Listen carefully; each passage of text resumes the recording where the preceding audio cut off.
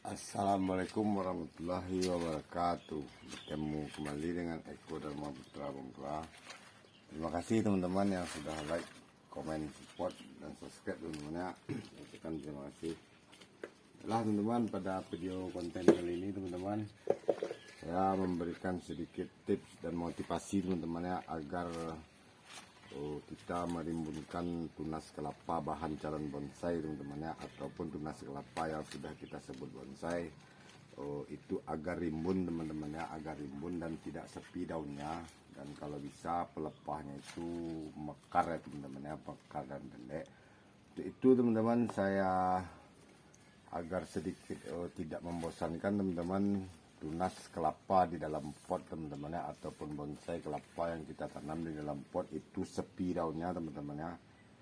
Secantik-cantiknya kita hiasi batoknya, namun daunnya hanya 2-3 itu sangatlah membosankan dan sangatlah culun ya teman-teman ya. Untuk itu teman-teman, agar kita bisa membuat bonsai kelapa kita itu rimbun, kita teman-teman, jalan pintasnya teman-teman, kita buat 4 tunas teman-teman ya. Kita buat 4 tunas ataupun 3 tunas. Jadi jika satu tunas berdaun 3 dikalikan 3 tunas itu sudah 9 daun dan sudah sedikit rimbun ya teman-teman ya.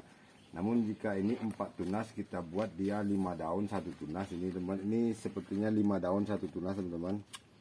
Ini hanya malam tadi siap saya teman-teman, dan tidak saya buatkan konten karena malam teman-teman bisa lihat itu semuanya masih belum kering itu teman-teman. Ini satu tunas ada 5 pelepah teman-teman, dan bakal tunas terbarunya ini belum saya hitung. Dikalikan 4 sudah 20 daun nih teman-teman ya.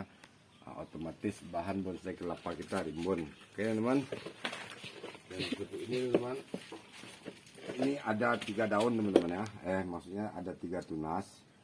Ini sepertinya bisa sedikit kita sayat teman-teman.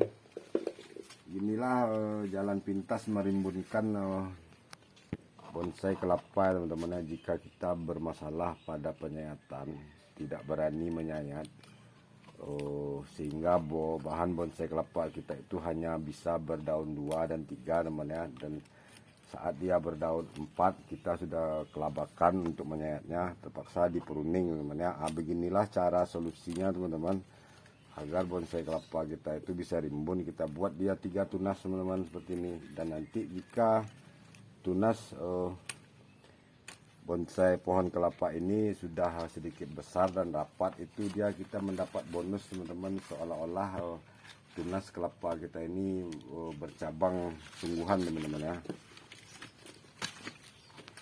Sekali mendayung 2-3 pulau terlampaui teman-teman ya. Kita bisa membuat satu pot bonsai kelapa kita itu rimbun. Di sisi lain kita, jika kita sabar teman-teman, ini akan menjadi bonsai cabang teman-teman. Ini saya buat bonsai cabang 3, namun saya tetap mempertahankan rimbun teman-teman ya, agar bonggol tunas kelapa ini besar. Ini satu tunas ini ada 1, 2, 3, 4, 5. Ini satu tunas 5 pelepah teman ya. 1, 2, 3, 4, 5. Ini bahkan kuncup pertama ini teman belum saya buang. Ini yang biasa disayat mawar, tidak saya lakukan sayat mawar teman ya. Saya hanya menyayat tepin pelepah itu agar batang bonsai kelapa kita ini, bahan tunas kelapa kita ini teman-teman, tidak terganggu pertumbuhan batang dan akarnya.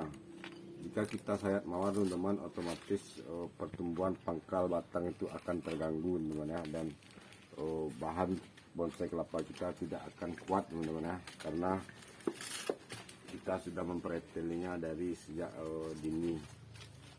Nah beginilah teman-teman tips agar bonsai tunas kelapa kita bisa rimbun gitu teman-teman ya. Ini hanya jalan pintas teman-teman, namun jika ingin merimbunkan tunas kelapa itu teman-teman, bonsai kelapa kita wajib menyayatnya teman-teman, sayat ekstrim agar pelepah itu bisa mekar dan bisa daunnya rimbun teman-teman. Dan ini 2 tunas 1 pot teman-teman ya. Ini sudah pernah saya buatkan konten saat pelepasan batok. Dan ini daun sedikit tidak sehat teman-teman, karena ini diserang kutu putih teman beberapa waktu lalu. Namun sudah saya atasi teman-teman. Ini bisa kita sayat sedikit teman-teman. Tepian tapis-tapis ini kita buang sedikit teman. Ini belum saya sayat teman-teman, hanya saya sobek-sobek saja teman-teman. Ini daunnya sedikit bermasalah teman-teman ya, dengan kutu putih teman-teman. Teman bisa lihat ini sisa-sisa kutu putih terganggu teman-teman. Ini sudah saya obati teman-teman ya dengan bawang putih. Dan kita lihat batoknya teman-teman, sepertinya kemarin ini ya teman-teman, ini sepertinya goyang batoknya teman-teman. Batok yang goyang ini teman-teman jangan kita lem ya teman. Batok yang goyang ini kita langsung lepas saja teman-teman. Dan dia juga sudah mengeluarkan aroma busuk teman-teman.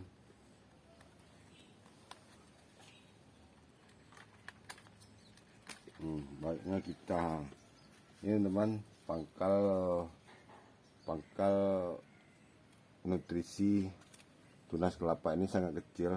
Bahan ini tidak bagus sepertinya teman, makanya saya buat dia 2 tunas bahan bonsai kelapa cabang 2. Aromanya pun sudah tidak sedap teman-teman. Ini tindakan tepat kita mencopot batoknya nih teman. Namun sementara ini teman-teman jangan kita bongkar dulu medianya, kita biarkan dulu bahan ini beradaptasi kembali tanpa batok ya teman ya.